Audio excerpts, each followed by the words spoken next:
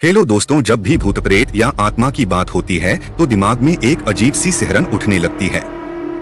लोग यह सोचने पर मजबूर हो जाते हैं कि क्या सच में ऐसी चीजें होती हैं या फिर यह बस हमारे मन का वहम है। वैसे मेरे अकॉर्डिंग इन्हें सिर्फ वह कहना यह सही नहीं होगा, क्योंकि तो ऐसी चीजों का कोई एग्जिस्टेंस नहीं होता। लेकिन जब डूनकैन मैकडॉगल नाम के एक फेमस साइंटिस्ट ने इनके एग्जिस्टेंस का पता लगाने के लिए एक एक्सपेरिमेंट किया तो उसका रिजल्ट काफी सरप्राइजिंग था।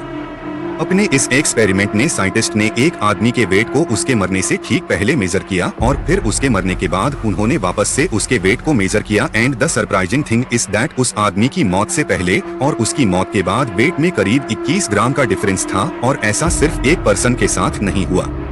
उन्होंने इस एक्सपेरिमेंट को अलग अलग कई लोगों के साथ किया और हर बार लोगों के वेट में 21 ग्राम का डिफरेंस देखा गया, जिसके बाद डनकान इस कंक्लूजन पर पहुंचे कि किसी भी स्पिरिचु का वेट 21 ग्राम होता है। यानी कि इससे यह तो प्रूफ हो गया कि स्पिरिट्स होती हैं। और दोस्तों, जब स्पिरिट तो ओब्वियसली भूत प्रेत भी होते होंगे और इन्हें भूत प्रेत और मिस्ट्री से रिलेटेड कुछ रियल स्टोरी हम अपनी आज के इस वीडियो में लेकर आए हैं। वीडियो काफी ज्यादा इंटरेस्टिंग होने वाली है, सो आप हमारे साथ एंड तक बने रहे। दोस्तों, हमारी फर्स्ट रियल स्टोरी उत्तराखंड के चंपाट डिस्ट्रिक्ट के सवाल विलेज की है, जो 72 साल से वीरान पड़ा है। कहा जाता है कि इस गांव में एक दो नहीं बल्कि 8 लोगों की आत्माएं भटकती है, जो यहां किसी को बसने नहीं देती। इन आत्माओं को लेकर लोगों के बीच इस कदर खौफ है कि लोग यहां की जमीन पर कदम रखने से भी कतराते हैं। डर से लोग इस गांव को भूतों का गांव और कुछ तो इसे शापित गांव भी कहते हैं। बट दोस्तों, हमेशा से यह गांव ऐसा नहीं था। साल 1952 से पहले यह गांव भी सामान्य गांव की तरह ही हुआ करता था। यहाँ चारों तरफ हरियाली थी। गांव में 20 से 25 परिवार खुशी खुशी रहा करते थे, लेकिन फिर इस गांव में कुछ ऐसा हुआ कि यह पूरा का पूरा गांव ही दफन हो गया। पड़ोसी गांव के लोग बताते हैं कि 1952 में शला गांव से पीएससी की एक बटालियन गुजर रही थी, लेकिन रास्ता भटकने की वजह से उनकी गाड़ी गांव के पास ही एक खाई में गिर गई। गाड़ी में फंसे बटालियन के 8 जवान मदद के लिए गांव वालों को पुकारते रहे, लेकिन इस गांव के किसी भी व्यक्ति ने उनकी मदद नहीं की। कहा तो यह भी जाता है कि उसे समय गांव के लोगों ने उनकी मदद करने की बजाय उनका सामान लूटना शुरू कर दिया था। गाड़ी के अंदर फंसे जवान अपने बचाव के लिए लगातार गांव के लोगों को पुकारते रहे, लेकिन गांव के लोग उनका सामान लूट कर भाग गए और कुछ समय के बाद जवानों की गाड़ी में ही तड़प तड़प कर मौत हो गई। इस घटना के बाद से ही गाँव में सब कुछ बदल गया। उन मारे हुए सैनिकों की आत्मा गांव में भटकने लगी। उन आत्माओं ने लोगों का गांव में रहना मुश्किल कर दिया। तब गांव के लोगों ने उन मरे हुए सैनिकों की आत्मा की शांति के लिए जिस जगह सैनिकों की गाड़ी गिरी थी वहां पर एक मंदिर बनवा दिया। लेकिन इससे भी चीज नहीं सुधरी, जिसके बाद गांव के लोग धीरे धीरे इस गांव को छोड़कर पड़ोसी गांव में जाकर रहने लगे। इस गांव में दोबारा कभी वापस नहीं लौटे। दोस्तों, आज भी इन आत्माओं का डर पड़ोसी गांव के लोगों के अंदर इस कदर है कि जब भी वे खाई के पास बने मंदिर के पास से गुजरते हैं तब वहां रुककर वह माथा जरूर टेकते हैं। दोस्तों, हमारी सेकंड स्टोरी कर्नाटक के पावागाढ़ा विलेज की है। यहाँ 1983 में एक ऐसी घटना घटने लगी जिसने गाँव के लोगों के दिल में दहशत पैदा कर दी थी।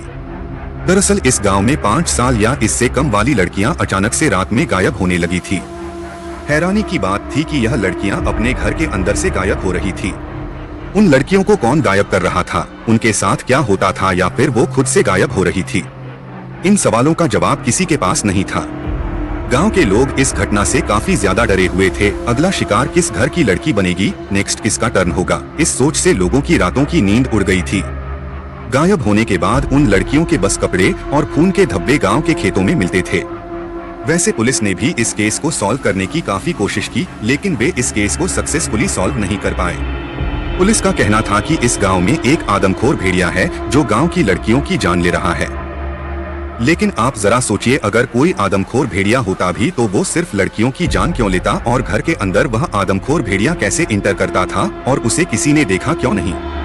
वैसे कुछ समय के बाद इस घटना को लेकर गाँव में एक अलग थ्योरी सामने आई, जिसमें पता चला कि पावागढ़ा गांव के बाहर तांत्रिकों का एक ग्रुप रहता है जो कि ब्लैक मैजिक करते हैं। और गांव के लोगों को ऐसा लग रहा था कि यह तांत्रिक हैं जो अपने रिचुअल्स के लिए गांव की लड़कियों की बलि देते हैं।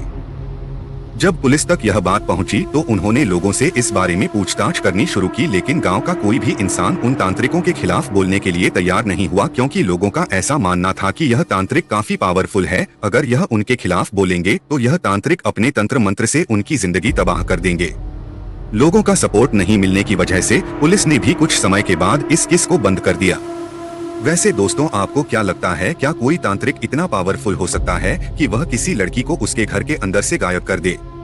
इस केस के बंद होने के कुछ समय के बाद लड़कियां भी गांव से गायब होनी बंद हो गई, लेकिन लड़कियों के गायब होने का यह कैसे आज भी अनसॉल्व्ड है। अगली स्टोरी हमारे राजस्थान के जैसलमेर जिला के कुलधारा विलेज की है। वैसे तो इस विलेज की कहानी काफी पॉपुलर है, इस पर फिल्में भी बनाई जा चुके हैं, लेकिन फिर भी मैंने इसकी स्टोरी को अपनी इस वीडियो में शामिल किया है बिकॉज राजस्थान के इस कुलधारा विलेज को इंडिया सेकंड मोस्ट हॉटेड पुलिस माना जाता है और इस गांव की कहानी आज भी किसी सनसनी से कम नहीं है। लगभग 300 साल पुरानी बात है जब जैसलमेर राजस्थान की कैपिटल हुआ करती थी और सलीम सिंह उनका प्राइम मिनिस्टर यानी कि दीवान हुआ करता हुआ। सलीम सिंह स्वभाव से काफी कुकूर, अहंकारी और निर्दयी था।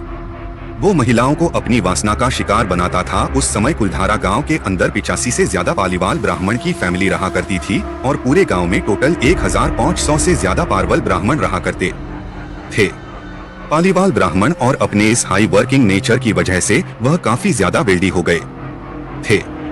जब लालची सलीम सिंह को इसका पता चला तो वो गांव को विजिट करने पहुंचा, जहां उसकी गंदी नजर गांव की मुखिया की बेटी पर पड़ गई। उसने गांव के मुखिया को धमकी दी कि अगर अगली सुबह तक उसने अपनी लड़की की उसके हवाले नहीं किया तो वो उसकी लड़की का अपहरण करेगा और साथ ही गांव में इतना टैक्स बढ़ा देगा कि गांव वाले टैक्स भरते भरते गरीब हो जाएंगे। गांव वाले सलीम सिंह की क्रूरता और उसके नेचर के बारे में जानते थे। इसके मुखिया सहित सभी गांव वाले लड़की के सम्मान के लिए रातों रात उसे गांव को छोड़कर चले गए और जाते समय उन्होंने गांव को श्राप दिया कि यहाँ कोई भी व्यक्ति कभी बस नहीं पाएगा। इसके बाद से ही यह जगह वीरान हो गई। दोस्तों, कुलधारा गांव की यह कहानी आसपास के गांव वालों द्वारा बताई जाती है, लेकिन यहाँ सोचने वाली बात यह है कि उस समय ना तो आज की तरह ट्रांसपोर्ट के साधन थे और ना ही फैसिलिटी इतनी एडवांस थी। ऐसे में गांव के 1500 लोग एक ही रात में कहां गायब हो गए, इसकी जानकारी आसपास के गांव वालों के पास भी नहीं है। इसलिए कुलधारा गांव की कहानी में कितनी सच्चाई है यह तो मुझे नहीं पता, लेकिन जो भी हो, श्राप का असर आज भी इस गाँव में देखता है। आज भी यहाँ कोई बस नहीं पाया है। दोस्तों, आज की यह हमारी वीडियो आपको कितनी रोचक लगी हमें कमेंट बॉक्स में जरूर बताएं और अपने अभी तक हमारे चैनल को सब्सक्राइब नहीं किया है तो सब्सक्राइब बटन दबाकर बेल आइकन को जरूर प्रेस करें ताकि हमारे अगले वीडियो की नोटिफिकेशन आप तक सबसे